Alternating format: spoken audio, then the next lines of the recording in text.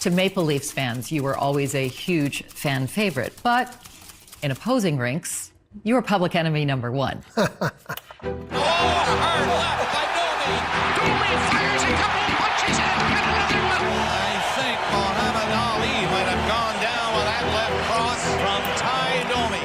And I think there's no better example of that than the game, March 29th, 2001. Take me back to that night. First of all, Philadelphia was my favorite place to play because they were so involved in the game, the fans, that they actually, I used to love playing there. But that night was something I didn't expect. So you're in the box. So what? You first start hearing fans behind you. Is that right? Well, no, they actually always, heckle me, but they always throw stuff at me. This particular time, I got hit with a lighter. Okay. And, I said, oh, good shot. I kind of turned around, good shot. Okay. And then the guy was chirping.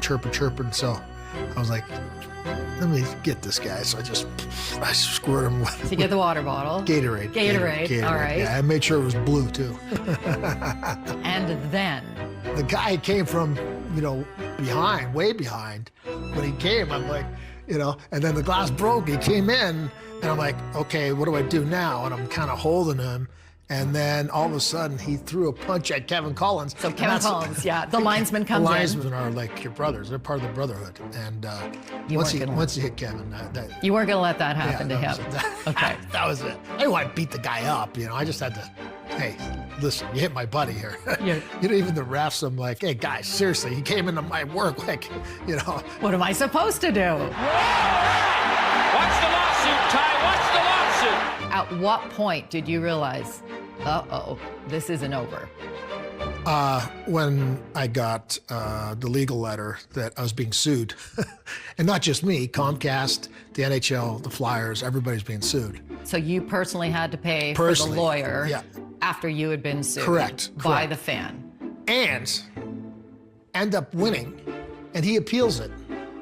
So I'm like, are you kidding me? I got to pay again. Again? It's the second last game of the year, and we're playing the Flyers. I'm meeting the lawyers at the Four Seasons in Philadelphia for breakfast, and 3 of them came. They're like, oh, well, he appealed it. We have to go back at it again. What? Are you crazy? There's no way. I said, get me his phone number. I want to call the guy. And they're like, no. I said, get me the number or you guys are all fired. They got me the number, and I end up on the bus, sitting next to Matt Sundin. I said, I'm going to call this guy. He's like, what, are you crazy? I said, yeah, I'm going to call him and see if he's coming to the game. So I'm like, hello?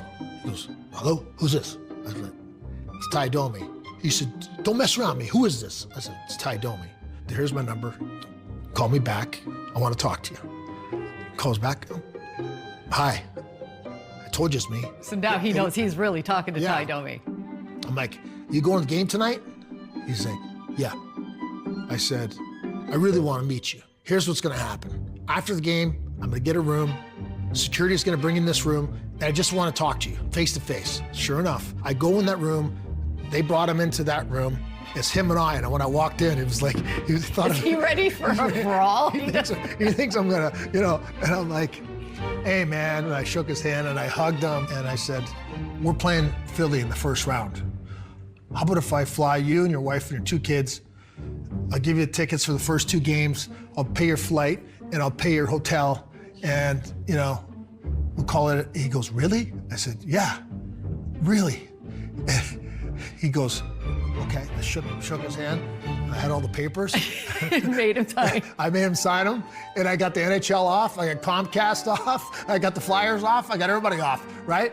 And I'm like, hey, Just with a handshake and a hug. And honestly, and I said, hey, just don't tell the media that. Right. This will be our little. He didn't tell the media right there and then after the game, nobody knew. Okay.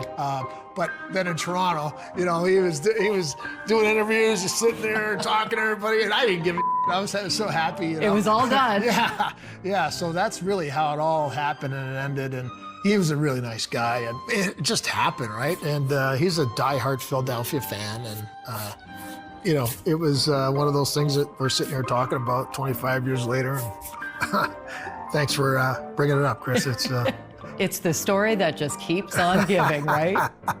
I'm glad to share it with you. All right.